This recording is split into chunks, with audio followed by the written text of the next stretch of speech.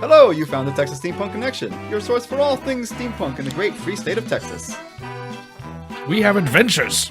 We review books, movies, and games. We interview cool people, and we share upcoming events. And we ask the all-important question, is it steampunk? What is steampunk? I'm Flavio. I'm Erica. And I'm Thax. We are your hosts. Welcome to the Texas Steampunk Connection.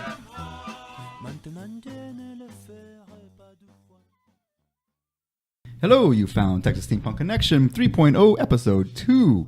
I am Flavio, your host, and I'm with Thax. Hello, Erica is out today, so it's just you and me and our special guests. Yes, we have guests today. We decided we're going to talk about belly dancing. How belly dance relates to steampunk. If you've ever been to steampunk events, more than likely among their shows and performances, we often see belly dancers and belly dance routines and dance troops up.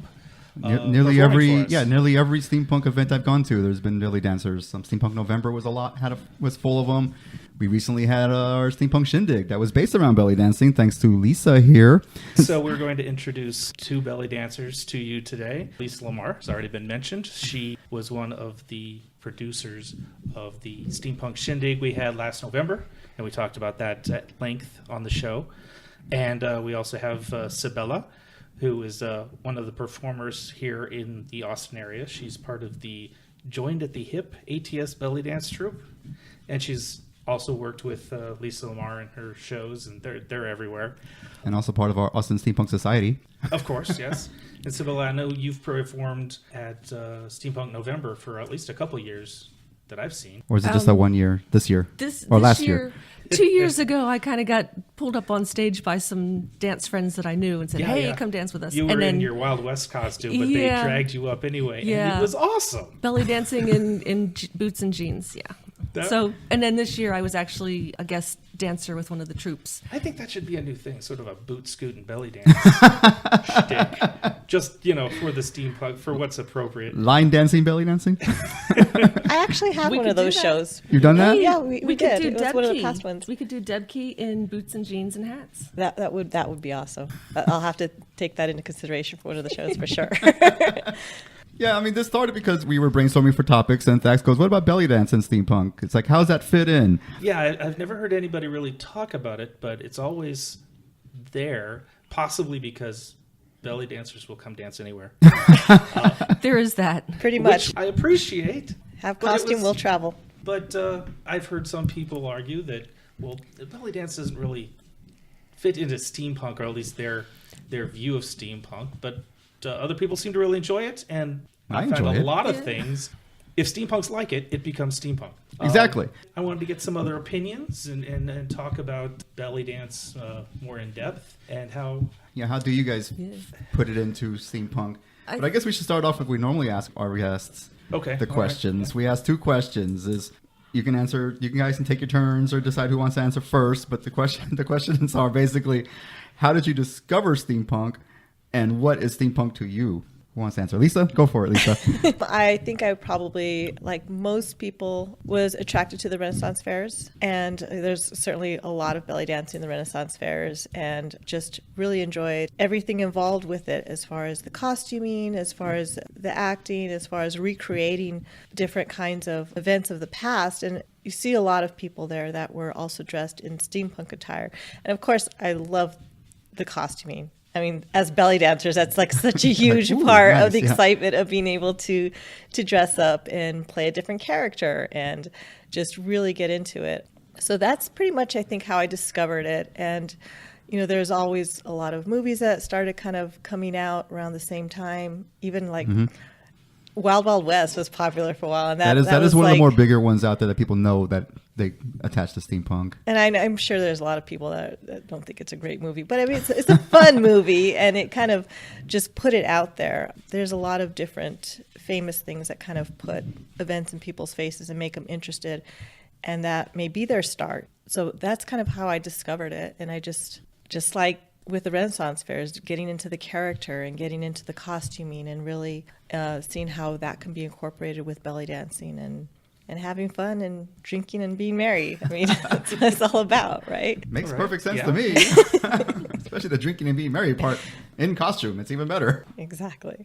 How about you, Sybil? Oh, I don't remember ever not being aware of steampunk. It was just always something, because I do historical reenactment also. Mm-hmm. That's one of my other money-sucking hobbies. Right, you're involved in the SCA, Society Yes. for Creative Anachronism. Mm-hmm. Yeah. So I'm familiar with the historical research and costuming and whatnot. And then we would go, I also like cosplay. So I've been to cons and you see everybody, all the different characters walking around. And so you see the steampunk and the Wild West and the Tombstone folks.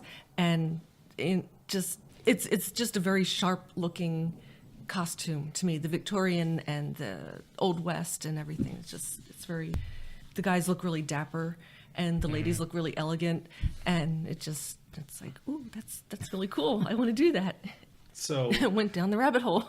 For both of you, it sounds like costumes were your point gateways. of entry. Yeah, that was the gateway drug right there. Yeah, I can appreciate. There's always the initial attraction in anything, and then you just delve into it. Yeah, start doing the research to see where the costuming comes from and how you can make your character. But the initial look is what I think draws a lot of people in. You see it and you go, oh, that looks cool, I want to do that. And then you start finding out and researching and reading books and watching movies. And I'm guessing that answers both questions, I guess. Yeah, I haven't really been all that active doing steampunk stuff because I have so many other hobbies, so I would like to be more active, but there doesn't seem to be. It's a different type of culture. Yeah, maybe like SCA stuff, historical stuff. We have events every weekend where we go, we dress up, we fight, we play games, we dance, we do stuff, and it's just like an immersive weekend. Whereas a lot of the steampunk things I've been to, it's kind of dress up, sit around, hang out, and chat with your buddies. Yeah, and, that's definitely different. Yeah. So it's a different mindset and it's a different ambiance. So. Yeah, I can definitely understand that because steampunk events are different for sure. Yeah. And a lot of times it's a lot of mini conventions or, like you said, sitting around and conversing with your friends and everything. And I'd like to see more, but I can't really see how to make it more active like that other than the LARP that we went to. And it's just, I guess, maybe putting on the steampunk conventions is so much more, there's so much more to it that's why there's fewer of them. And so there's more spread out in the calendar year and location wise.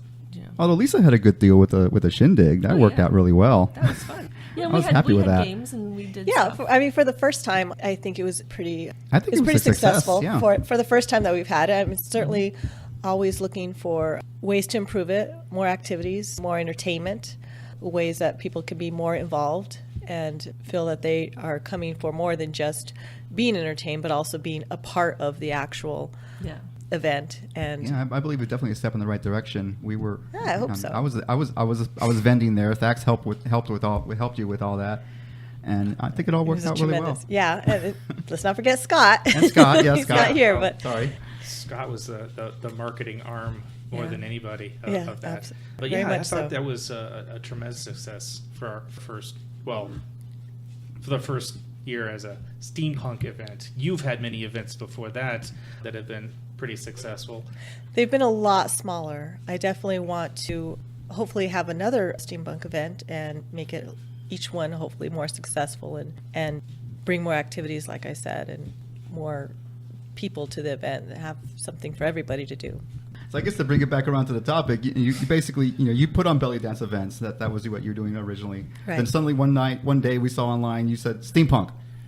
No details, just steampunk. Which got Thax's was like, hello, what?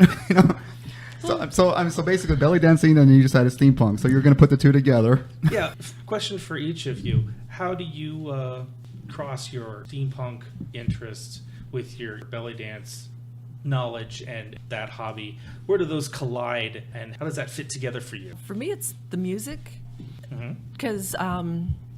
And then the costuming follows the music, I think, for me. And when I started getting interested in steampunk and like, well, how can I use my belly dance with this? How does it? And my historical brain started going, well, what music was popular, assuming that steampunk was, 1850s Victorian up through early 1900s, what was the actual historical music that people listened to. And so I started YouTube and all those other, just looking for music. And so for me, my steampunk belly dance, I use ragtime, Dixieland jazz, Depression-era jazz, swing, big band, that sort of stuff. Because for me, that's the music that if I was a steampunk person or a Victorian person, Edwardian and up into 1900s, that's the music I would be listening to, so that's what I would be dancing to. And then for costuming, I use like the vaudeville showgirls or the early silent movie kind of glamour goddess stuff, just that kind of pulling from all of that costuming aesthetic. I'd say the same exact with me. Really, it all starts with the music, whereas I tend to usually pick a lot more modern bands that are doing music with a steampunk vibe. And it really is, anytime I pick a song, no matter what it is that I'm doing, a lot of times that song captures me in a way, and I have to go with that feeling. And I've done so many different types of styles, whether it was blues or steampunk, or I did a classical lyrical piece last weekend. But it all starts with the music. It's whatever draws my attention, and I try to listen to it and think, well, what story am I going to tell with what I'm hearing in the lyrics, with what I'm hearing in the rhythm of this song, and that kind of sets the pace with the costuming that I'm going to pick. Not just the style of the song, but the story that it's telling. And so that's kind of where it starts with me, definitely the music, the song. Ooh. I don't know if you could hear that, but that was a big thunderclap behind us. It is beginning to rain here in the studio. So obviously there's different styles of belly dance. Is there a certain style that you dance when you're doing steampunk, or is it a mixture? Or? Tell me more. Yeah, tell us more about styles of belly dance, period, as people who aren't terribly I don't know anything about it. Of this business. I'm more of the tribal and tribal fusion style.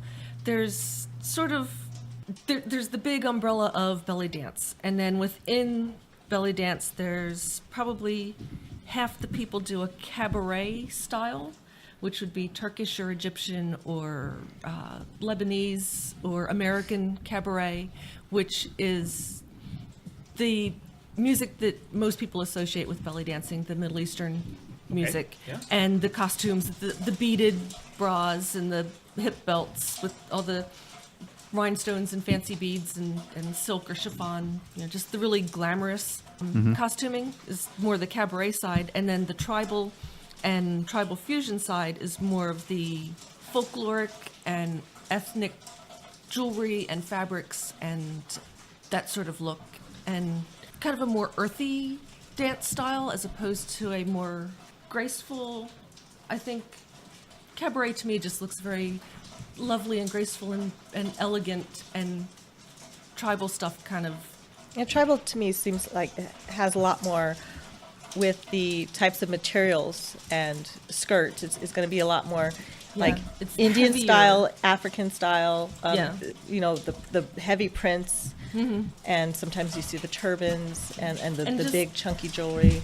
Not really heavier dancing, but more grounded Yes. dancing, maybe bigger movements, more percussion, more More flat foot.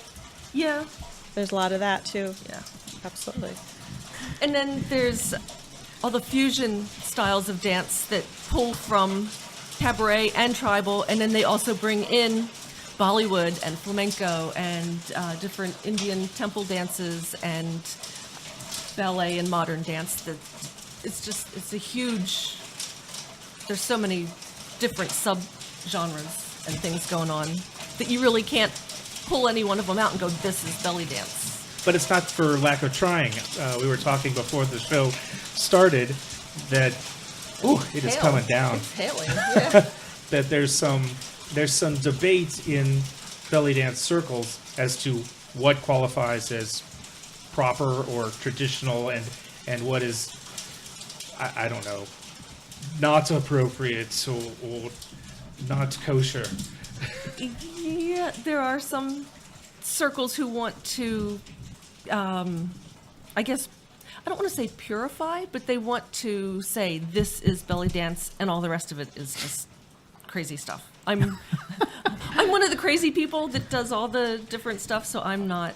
So I don't really know what those arguments are. I just kind of let them go on, and I do my thing. They have their own circle of people over there doing their thing somewhere else. I mean, I hear the arguments all the time. I see there's a particular group that it pops up on Facebook. That argument comes up all the time, and it's just they're kind of looking at tribal and mostly tribal fusion, I think. And tribal fusion really fuses so many different types. It even brings in hip hop. There's a lot of hip hop that's being brought into tribal fusion belly dance, and you see dancers like Rachel Bryce and Cammie Little and Michelle Sorensen.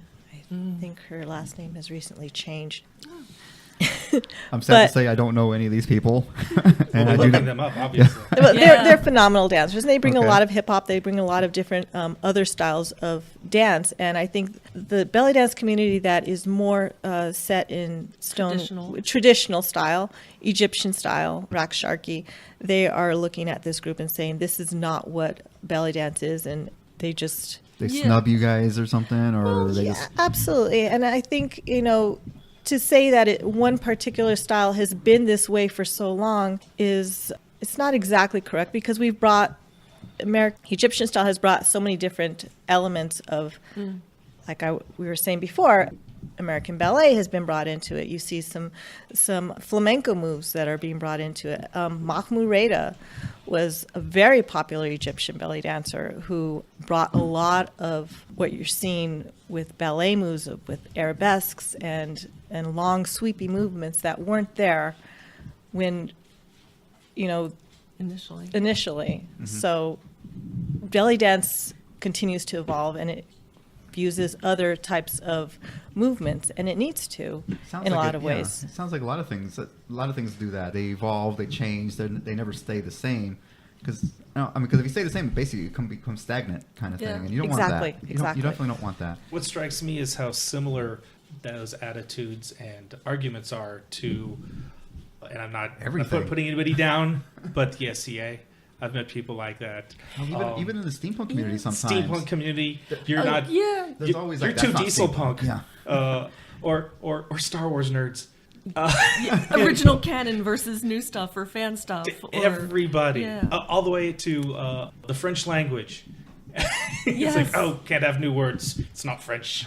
I'm not French, so I can't really understand that whole thing, but I know a lot of these other things. And, there's always going to be that guy. There's always going to be purists and traditionalists who want it to stay exactly whatever the subject is, exactly how it was when they first started. That's what they want. And then there's going to be people that have come along after with new ideas or different interpretations who say, well, yeah, that's great, but I want to do it this way. And I think if the traditionalists continue to do their thing and the innovators or the experimentalists or whatever continue to do their thing, and we just coexist and say, hey, your stuff is great, my stuff is great too, woohoo. But instead drama pops in somewhere. It's when we'll try to control what comes after.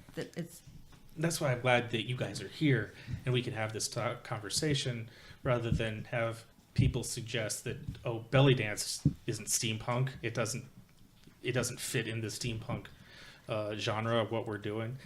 Relax, man. Yeah. Relax. It's very multicultural, and multiculturalism is definitely steampunk, right? I think we're using belly dance at steampunk things nowadays instead of showgirls, because they would have had saloon girls, or you see in the movies the can dancers and so a lot of steampunk belly dance costuming does reflect those movie images that we have of the saloon girls. So most people don't want to watch can dancers for half an hour.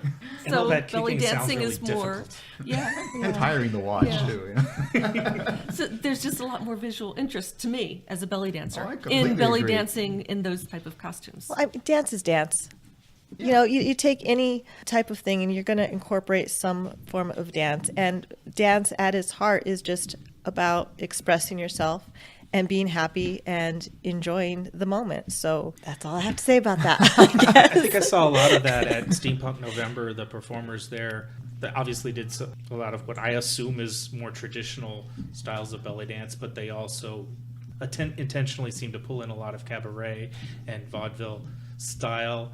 And then there were very modern pieces of their routines that they obviously just really liked and pulled in, and they danced what called to them and what they felt good with. And that was all good. They were great performers. Yeah, and at the Shindig, you had several performers, and they were all dancing their own different styles, different musics, both modern and traditional types, right? Yeah, that's the wonderful thing about this, is that everybody has their own style. Even if you are dancing one particular style, whether it's tribal fusion or whether you're doing cabaret style, you're still going to have your own style of how you do that. One person might be more passionate, one person might be more controlled. I mean, everybody has their own style, and it's really refreshing when you have an event like that and you see all those different styles. That's what really brings the entertainment level, because you're not seeing the same thing over and over again. It's not like everybody's cookie cutters or carbon copies. Exactly. It's just even a different person doing the same dance. It's like, well, we already saw that dance. Yeah. But yeah, I've never seen that. No, never. It's always different. Everybody's different. Everyone dances different. And I always find it interesting when they put in more modern music, like rock and roll or something like that. I mean, that I like that. That's fun to me.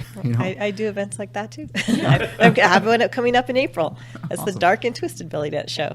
It's like your third or fourth one of those, right? The fourth one, that one was the most popular one, so that was definitely something that I want to have every single year. It's not quite as big of a festival as steampunk. We just kind of do the belly dancing, and then we usually have a band after. But I definitely want to do a festival like we did with steampunk every year, and hope that grows. And I usually throw out another show that whatever comes to me at 3 o'clock in the morning when I wake up and go, I want to do this time. That's kind of how that's basically probably what you saw when you saw the steampunk. I probably woke up at 3 o'clock in the morning and got on Facebook and said, I'm going to do a steampunk belly dance show. That's usually how it starts. But I'm going to put it in Facebook so I don't forget. And all the we're rest happy of the you did. dancers that saw that were like, oh yeah, count me in. I don't care when it is. Me. I think I had the whole. That's what I did. I think I had the whole list full within like a week. It's like, yeah. You're like, I guess that was a good idea then. Yeah. And it was, because it worked out really well.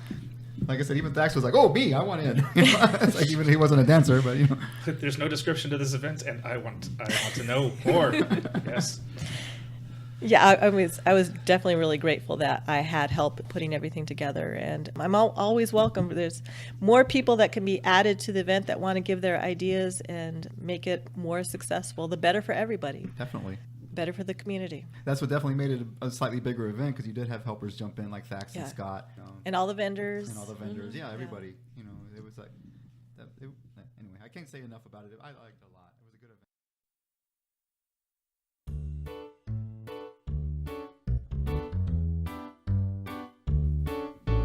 Physicians recommend the Wilsonia Magnetic, corsets and waists for day or night wear, on account of their curative properties. A series of magnets scientifically arranged to form minute batteries, recharging the blood with magnetism, without which life cannot exist, furnishing a wonderful remedy for nervousness, general debility, indigestion, rheumatism, and paralysis, the effect being exhilarating to the wearer.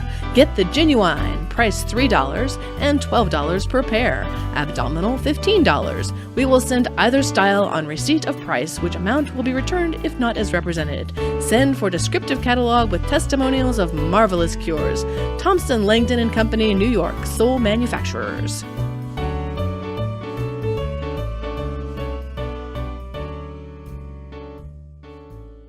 So since we're talking about events, what events do you guys have coming up the next month or so people can come and see you? I know you guys are dancing tonight, but unfortunately this is not going to be released tonight. So need a couple of days to edit and put it together.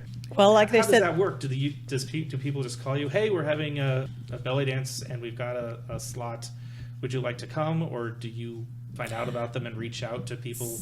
Some of them are by invitation. It depends on who's putting the show together, and they pick and choose who they want to perform. And then there's other people who will put out an open call and just say, hey, I'm doing a show, who wants to dance? And they take volunteers. that's kind of how I run my shows too. And that's how Lisa gets 40 people in one night. Because we all say, yes, awesome idea. I want to keep it as open as possible. That was always the idea of my production company, which is Unbound Dreams, which came to me in the middle of the 3 o'clock in the morning and said, I want to do this crazy thing. But the idea was I wanted to have several shows a year that were themed belly dance shows.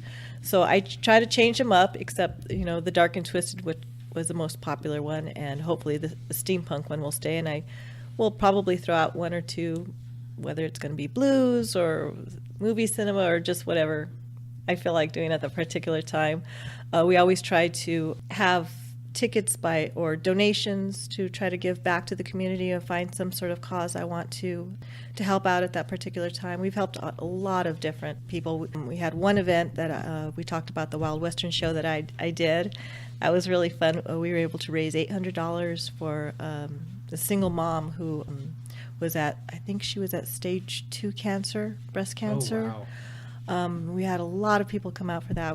That was probably our most successful as far as helping somebody out with that. We do a lot of different, we did for the steampunk, we did, of course, for Puerto Rico, which we were able to bring in about a couple $100 for that after cost and everything. I was pretty happy with that. We do a lot for Anthropos, which is one of my favorite organizations. It's a nonprofit organization that pulls together professional musicians, and they go out to a lot of the smaller schools, the ones that are kind of inner city, maybe struggling, like Manor and some other high schools, and they will choose certain students to give these lessons to with these professional musicians and try to help along. They get concerts. They just seek out underserved schools Yes. and bring music Yes. to classes. Wow. And they give them private lessons to certain students that the teachers choose at random, and then they will bring them together, all the different schools together, and then they have concerts twice a year in the bigger events, like they'll have it at Emo's or they'll have it at Threadgill or something like that, to give the children the experience of being on a concert stage, playing for a bunch of people. That's so scary. Yeah. That is super frightening. Which I guess is the point, is because you want to get them out there on stage and get them over that terrifying fear early so they can keep coming back. So that's awesome. So as far as events are coming up, of course, I have the Dark and Twisted one in April. Then there's... Is that the next one you're doing? That's the next one I'm doing. And I'm probably going to work on something in June. Maybe it'll be the steampunk. We'll see. Okay. I feel bad about the one that we had in November for the date. And I know there was a little... Because there's steampunk in November. And You had no idea when you posted it. I didn't have any idea. And I'm also I have to be very careful with... the venue that we have, which I absolutely adore, which is at Ghost Town. It's a perfect venue for all the events that I have, but it's also outdoors. Yeah. So yeah, it's very weather restricted. Yeah. Uh-huh. And, we certainly have learned our lesson in having shows there in July. Yep. And December and January February was a really cold year. That was the first year. Oh my God, it was cold. You never know what you're going to get. You never know what you're going to get. Any time of year, you never know. And October is completely booked out in Ghost Town usually for their event. Yeah. So we're still playing with dates and trying to see what works best. Yeah, the November date, the temperature was actually pretty good when we did it that day. Oh, it was And beautiful. there were some grumblings about it was so close to Steampunk November, but it didn't. I don't think it interfered at all whatsoever. I don't think there was any kind of conflict, especially since it was a local event here in Austin. There's a lot of people here that weren't going to be able to go to Steampunk November anyway. I don't think that was a problem at all. Sabella, are you doing anything coming up that we need to be aware of? Oh, let's see. We've the show tonight. Then later on in the month, I'm dancing at Carousel Caravan. Is that Jeanette puts that on? Mm-hmm. And I'm actually dancing with a new troupe, Signet Tribal, which is two of the people that I used to dance with at Joined at the Hip. We have formed a little small seed kernel, I guess, of a dance troupe, just the three of us, and we're trying out we're staying ATS, American Tribal Style, with that, but we're also pulling in some of the dialects. And right now we're working on skirt technique, so we'll be adding some skirt moves to our stuff. And so we're doing that today in the show this evening, but then we're also doing that later in February on a Friday night, which the date is escaping me now. So we're doing that. And then... To our listeners, of course, we will be updating you and posting that on our Facebook page when we learn more about anything we talked about here. Yeah, and then I don't think I've got anything in March. I'm camping. I've got a week of camping in March. And then April is Dark and Twisted.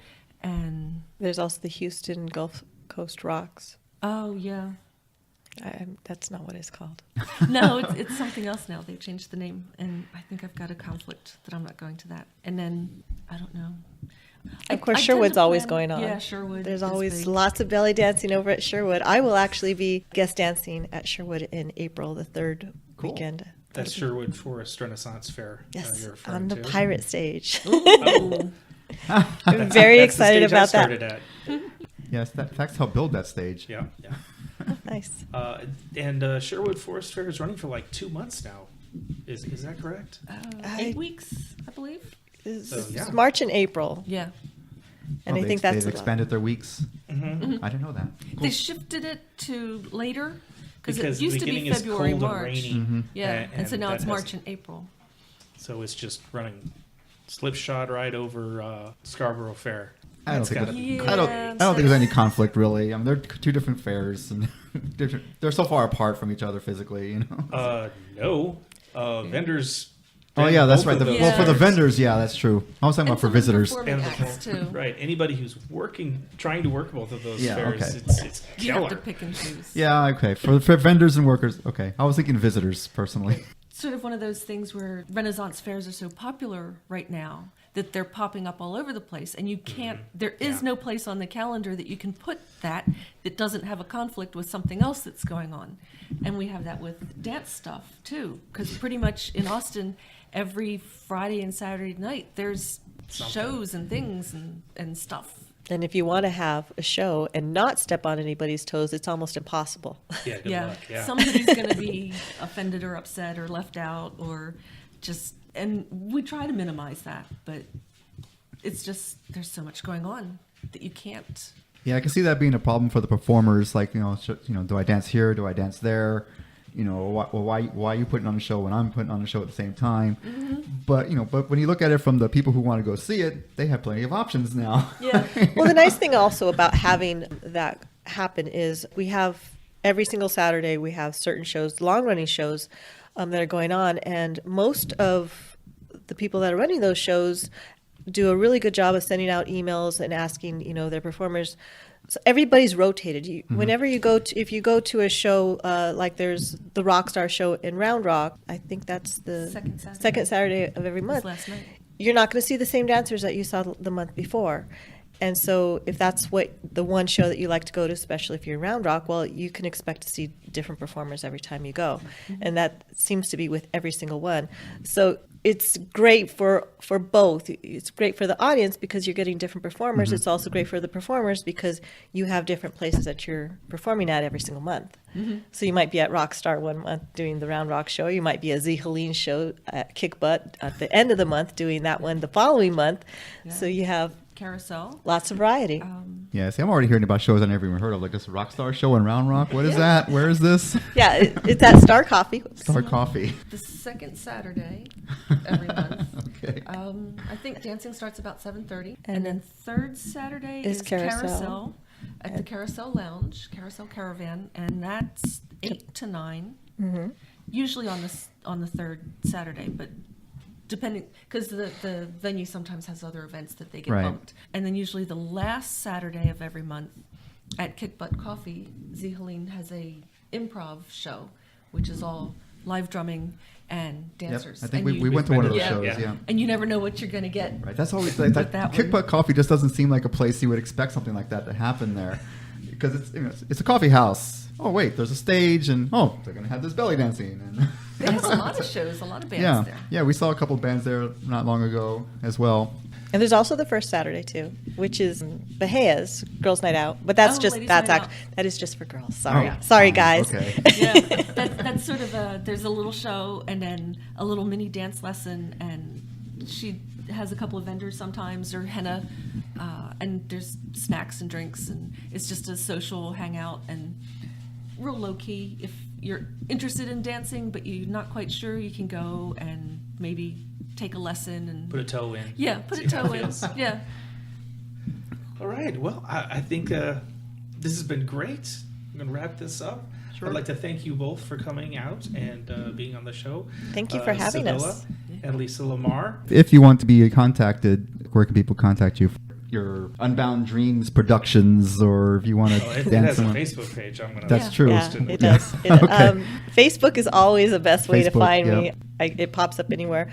I also, if people don't like to be on Facebook, I have an Instagram as well, which is under Lisa Lamar, and I'll email, phone number, whatever. Okay.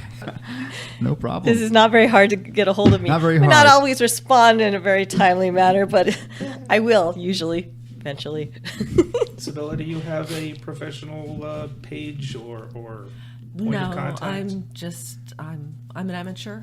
I'm Oh, an okay, enthusiastic sure. amateur. So I just kind of float around and do what shows I can get my toe in the door. So Okay. Well, thank you both very much for coming. To our listeners, we're going to be back in a few minutes Mm-hmm. with upcoming events, so stay tuned.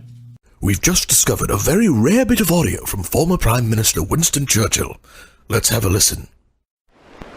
I, Winston Churchill, wholeheartedly believe that the Clockwork Cabaret is the finest example of steampunk radio programming.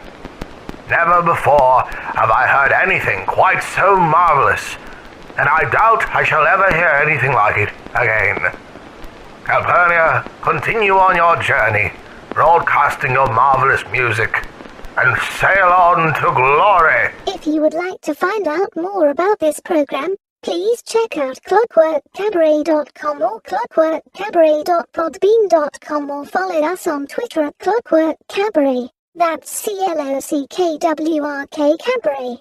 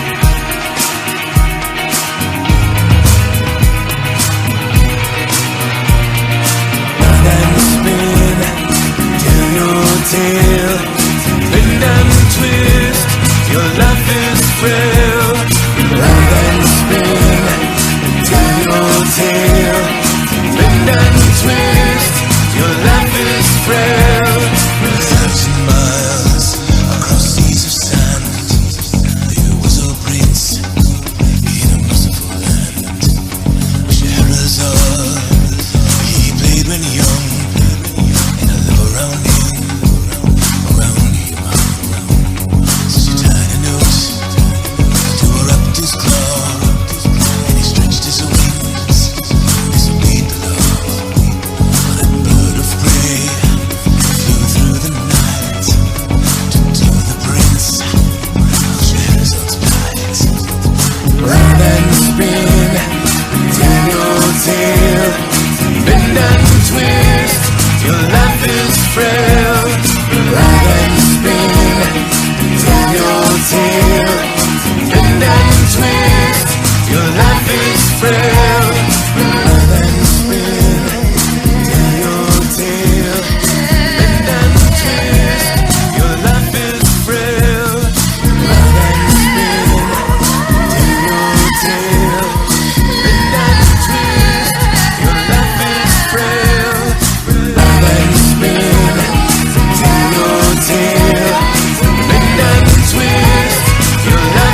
frail. Love and spin till your tail. Bend and twist. Your life is frail. Love and spin till your tail. Bend and twist. Your life is frail. Love and spin till your tail. Bend and twist. Your life is frail.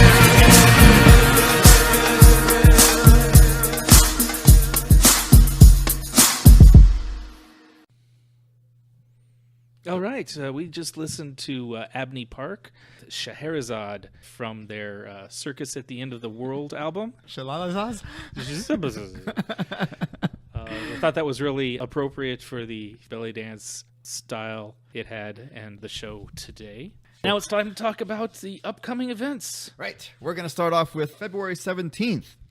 Colleen, February one-day LARP event. This is happening, obviously, Saturday, February 17th, 10 a.m. to 5 p.m. at the Condor Park, East Veterans Memorial Boulevard, Colleen, Texas. This is a one-day LARP event in the Sovereign Scrolls LARP system. We've been going to this for the last couple of times. It's pretty good fun. They're nice people. This is a one-day event. A new chapter of Sovereign Scrolls where the wilds of the frozen north collide with the urban style of the open-air steampunk marketplace. The Vale of Omens are the thriving edge of uncivilized life. Do you have what it takes to survive? Special, bring a friend who has never attended Sovereign Scrolls event, and they play for free. When they return for a second one day, you get that event free. Normally it costs $10 for a PC, $5 for an NPC. Which is not bad. They make a lot of effort to put together plots and build props and everything. So, some money needs to be put in. It's been fun. We've had a good time. We did note if you put Condor Park into Waze, it will still get you there, even though you can't spell. Right, it's Condor. C-O-N-D-E-R. Yeah, I think I searched Condor Park as the first time too. I was worried. Are we just going into the wilderness? Okay, February 20th is the Austin Gears and Beers Steampunk Social Meetup. That is meeting now in South Austin at Baker Street Pub. If you're the first to arrive, just grab a table that can seat 6 or more people. There is a table just to the right of the door that has worked for us really well. Yep. If somebody else hasn't already taken it. Nice little cozy little corner. And we usually get there about 7:30. I mean, I've scheduled it for 7:30 because it's South Austin. You take a little more time to get there than usual. As usual, you're welcome to invite your friends from Firefly and Doctor Who and your goth fans, your gamer geek friends. Bring everybody out. All are welcome, man. You don't have to dress up either. It's preferred. We hang out. We have a few beers and we talk about stuff. It's fun. All right, that's it. Right. So what's next? February 23rd in Houston. They're having their monthly steampunk gathering. So that would be on a Friday. Awesome. Yep. So the Friday, February 23rd at 7 p.m. Cafe Express in Maryland. 210 Maryland Plaza. Maryland. 210 Maryland Plaza, Houston, Texas. Basically, the food is great. There's plenty of parking. All we need is for you to join us. So if you live in the Houston area and are interested in steampunk, this would be a good place to go meet some steampunks. And I know there are a lot of steampunks in Houston. I see them online all the time. Get out of the house, go out, meet some friends, have a little supper. All right, the next day, Saturday, February 24th, back here in Austin, the Alphabots book release party is happening from 7 to 9 p.m. at Art on 5th, which is not actually on 5th. It is on South Lamar. Yeah, that's confusing. Yeah, they moved, but they didn't change the name. Alphabots is obviously a book coming out, but the author and artist did some sculptures for Blue Genie Art Bazaar last fall, and I thought it was just awesome, and I really wanted to promote his or her work. I don't know the person. Is the author going to be there? Yes. Okay. The author will be there. The author is named The Impossible Winterborn, which is another reason I have no idea about who or what the author is. Could be a robot. I think it's a robot. I hope it's a robot. They're asking for an RSVP just to give them an idea how many people to expect. Just go to our Facebook page and follow the links. It should be a lot of fun. What else? All right. Next, we're going into March now. March 2nd. And it's a little further away. Wild Wild WestCon 7. This is in Tucson, Arizona. Now I know we're in Texas and Tucson's a long way away, but this is a big event. It is a major event. You've been trying to get to I've for been the last trying to couple go. of years, and I don't think I'm going to make it this year either. No. I got other plans for that weekend. So anyway, it's called Robots vs. Dinosaurs: Wild Wild West Steampunk Convention 7. So again, it is March 2nd to the 4th, Old Tucson, Arizona. It's just a big event. I mean, there's not a whole lot of description here, but if you go to their page, there's all kinds of stuff going on there, from dueling, all the stuff you see at conventions. But apparently there's a bunch of robots and dinosaurs. That's their theme there this year, right? That's their theme. Robots versus dinosaurs. Abney Park's going to be there. We just played one of their songs. There you go. So it's a major thing. I've talked to friends who have made it out to this event, and they have nothing but good things to say about it. Right. I look forward to making it maybe next year. What else is going on? For the upcoming events, March 10th, back here in Austin, 2018 Best of Hot Air Balloon Festival. Best of Texas Hot Air Balloon Festival, located right outside of Austin at the Victor Cheval Polo Club, which is at 13628 Greg Manor Road. So it's like just north of the city of Manor. Yep, not too far from here. Right. I've never been to that place before, so I'm fascinated. It says, bring the entire family and come enjoy Austin's only hot air balloon festival, the Best of Texas. Held on a large polo field just minutes from downtown Austin, join dozens of vendors, chefs, local musicians, artists, cooking demonstrations, pop-up galleries, plus food and alcohol tasting partners. We are capping this exclusive event with a limited number of attendees. All tickets must be purchased in advance and online. Kids under 3 are free. Friday night, the gates open at 4. Admission is free, but you must pay for parking. Weather permitting, tethered rides will be available Friday night. That would be fun. Yeah. If they can get the balloons off the ground. Again, Saturday, weather permitting, will include morning launch and evening glows and tethered rides. Not just about the balloons, Saturday will include live music, wine tasting tent, a battle of the chefs tasting competition, polo matches, a kids play area. Saturday VIP passes include private bars, a catered lunch, center field access to balloon launch and polo matches, a catered lunch and a Best of Texas dinner on the field with pilots and players. So it sounds like they're trying to get real fancy with all this. Yeah, it's going to be an upscale sort of a thing. So perfectly to dress up nice and pretty in our, absolutely best steampunk attire. Entry is $19.71 per person, and parking is another $20. Wow. Okay. So if you're going to go, pile as many people into one car as you can. True. And you definitely got to buy your tickets in advance. Oh yeah, it's a limited prepaid parking is $16.59.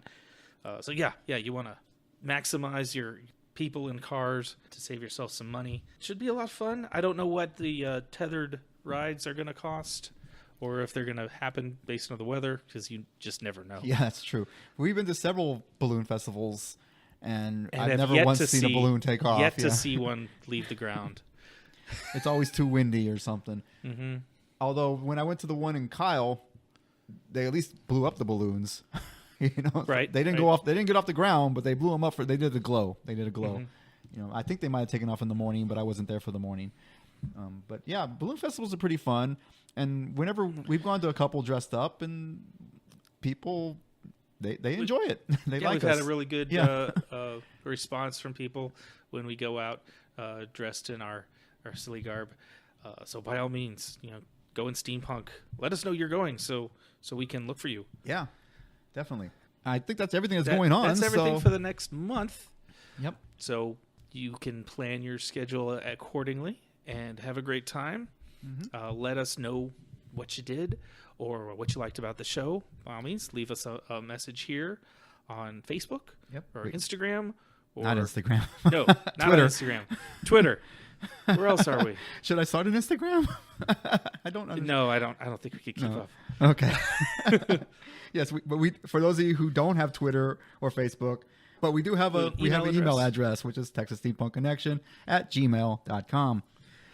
And yeah, let's let us know what you thought, what you think about belly dancing. If there's a topic you want us to talk about, or if you have a question for us, just talk to us. And I guess that's everything.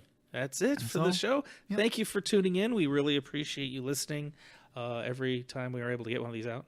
Yeah. Hey, we're not behind schedule this time. Yet. Yeah, Yet. Okay. So until next time, mind your gauges.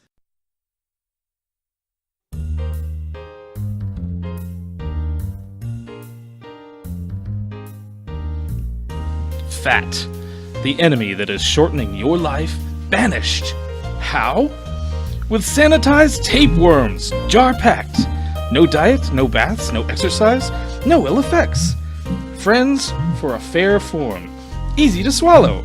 Prepared by W.T. Bridge, New York. Send no money. Particulars mailed free.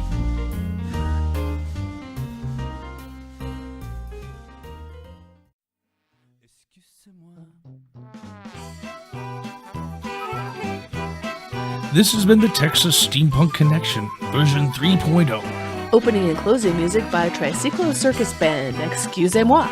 Thank you for joining us. We hope to see you out and about on one of our adventures. Or to join you on yours. We welcome your correspondence. Find us on Facebook, Twitter, fanboydtv.com, or your favorite podcast outlet. Until next time, mind your gauges.